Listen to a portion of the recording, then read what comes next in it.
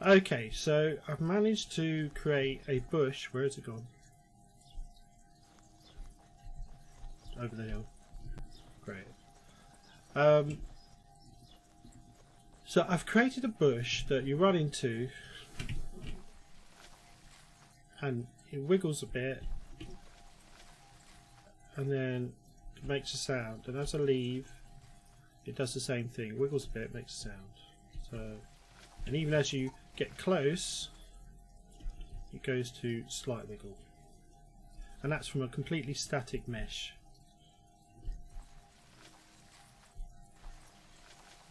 And you can use any shader you like on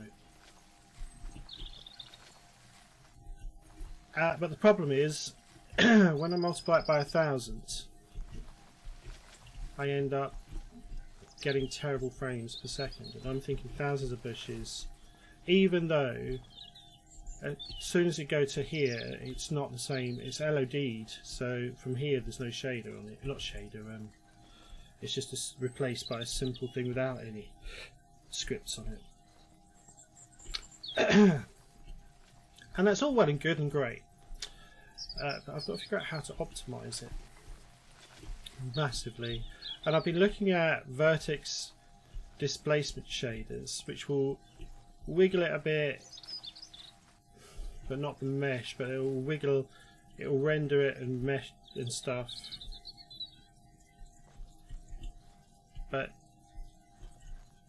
And which would be the performance side of things, but they're so horrendous to program, even in Shader Forge. I'm doing things. I don't know if I can. I've got a demo one that I'm working with.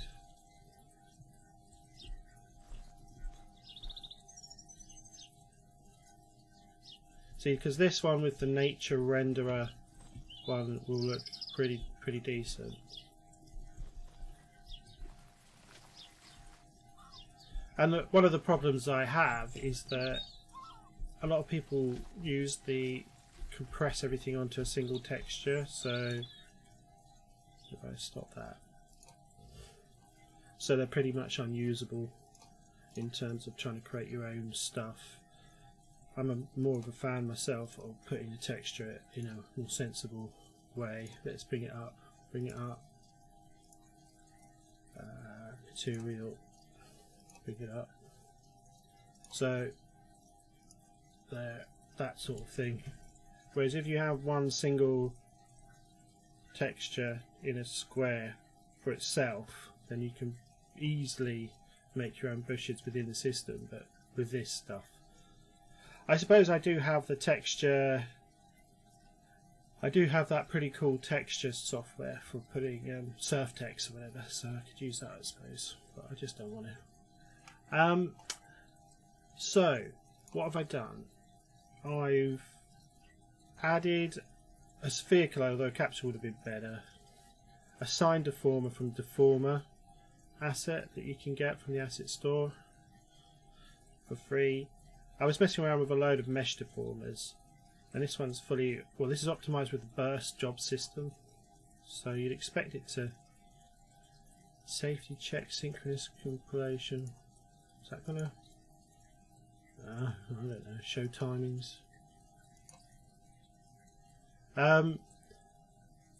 So there's the deformer script and the settings for it. Then we have the animator, and in the animator I've just got two states. I wonder if the animator's the problem. Animator, where are you? Push 3B. Are you the animator? Yeah, I think you're the animator. Yeah. So we only got two states, two animations. One animation is I don't know if this is causing performance issues. I double click it. It basically affects the. It locks the sign deformer to deformer peak to 0.02 just to keep it in balance, and then all the other one does. On enter, it plays a 0.5 and animates to 0.02. So it goes wiggle, wiggle, wiggle to little wiggle. And that's all well and good, and we put an event using the 3D game kit interaction trigger. So it plays the sound, which is nice, which the sound is attached to it, so you just drag it in there and do play.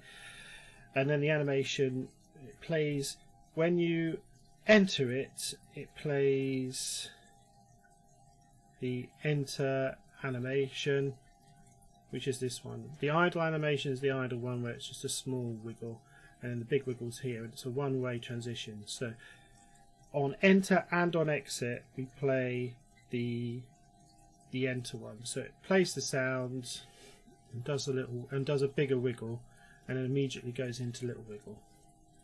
So it defaults to little wiggle, you bump into it, it plays big wiggle, and then moves on to little wiggle. All done pretty smoothly, even if I do say so myself. And we can use any shader we like. So I'm going to be using the nature shader because that adds another level to it, quality to it. That might help with the performance actually, a decent shader. But the shader's not the standard one, so that's pretty high performance as it is. I don't think it's the shader that's the problem. So I've been playing with the Vertex animated shaders, but they all want to do loads of calculations and it's really complicated. I can't help feeling they should just have like they do with water, and just have all these waves stuck into images so it's all pre-calculated. I don't see why you want to calculate on the fly. And it's all well and good saying it's all tiny little fractions that the GPU is programmed to deal with, but the less, well, it's just the multiplication, because I'm looking at putting tens of thousands of bushes into the seed, and as soon as I put 1,000 bushes in, it all falls to pieces. 500 it seems to manage all right. So I'm a bit disheartened at the moment because it's all working exactly how I like it. The trouble is I can't get the performance I need. So let's do it. I don't even want to use the Enviro spawn either, because it creates bushes that float in the air, and he is supposed to be fixing it. And I can put a rigid body to drag them all to the ground. So, oh well, let's do it. They can float in the air, and I'll show you the performance. Right, so if I create empty add script enviro spawn, another free thingy, right, double click it, find out where I am, scene, not game. Right, we change that dimensions to 800 by 800, and population 5, oh no, 1, no, size is 1, because we've got one bush we want to put in, which is 3C, I think, 3C, boom, boom. Population, and 500 seemed to work okay. Let's try it, and let's change that to green, because it should be green, and then generate, and then switch off the animate, remove component if they float too far. It's something to do with the collisions. Anyway, so that's, what was that, 500 bushes. I mean, they've got really aggressive LOD systems, but look at that, look at it. I don't know if you can see where the stats are, but it's not as smooth as it was.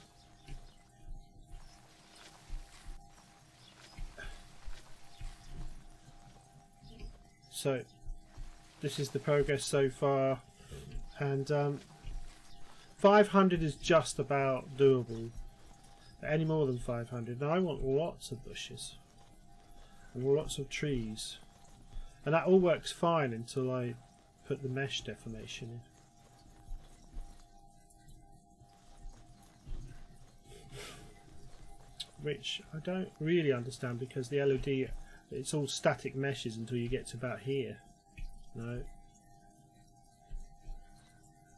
Not even going to animate that one. But it's horrible to get into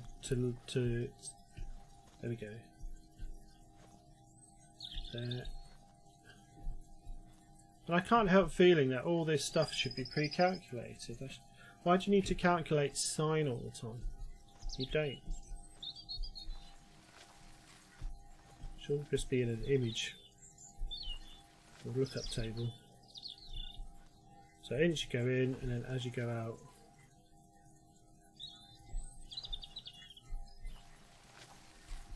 and as you stay in it, it just wiggles a tiny bit, and you can't do much more than that because otherwise it'll just, because we're basically dealing with static meshes there, so getting any kind of life out of them is pretty incredible. So that's my problem, and I'm willing to share all this for people. I just want to solve it. It's driving me mad. So the problems I've got are the problem is the performance. I've got the actual logic, the game logic there. So that's just lovely. I know it's a good way to do it because you can use your own shaders there. Anyway, so you're not linked into some fragile shader, but the shaders would. So vertex displacement shaders would massively increase performance allegedly, but then you're locked into the fragile world of shaders. The question is which way to go to solve it. Find a more efficient mesh animator, find something that can cache the animation rather than calculating it on the fly. But you see, these things shouldn't really be applying. Maybe I'm missing something because it all looks like it's active, but the LOD system, maybe it's just LOD is just Linus. The LOD system should switch it all off, because this one here is the one without anything in it, but I imagine what's happening somehow is they're all running the scripts even though they're miles away. And what you could do is figure out a way of, I remember something that replaces things as you come to them, so you have your static prefab or whatever, and as you get closer it switches in a proper one, which is kind of what LOD is supposed to do, but that really, I think, is only really built for the mesh itself. It's not really meant for like the scripts and things on the mesh. It's mainly just the visibility side of things rather than the actual game logic stuff that's running. And one of the problems could be that this signed deformer script, although it's using the burst job system, could be really inefficient. That could be a bottleneck, possibly.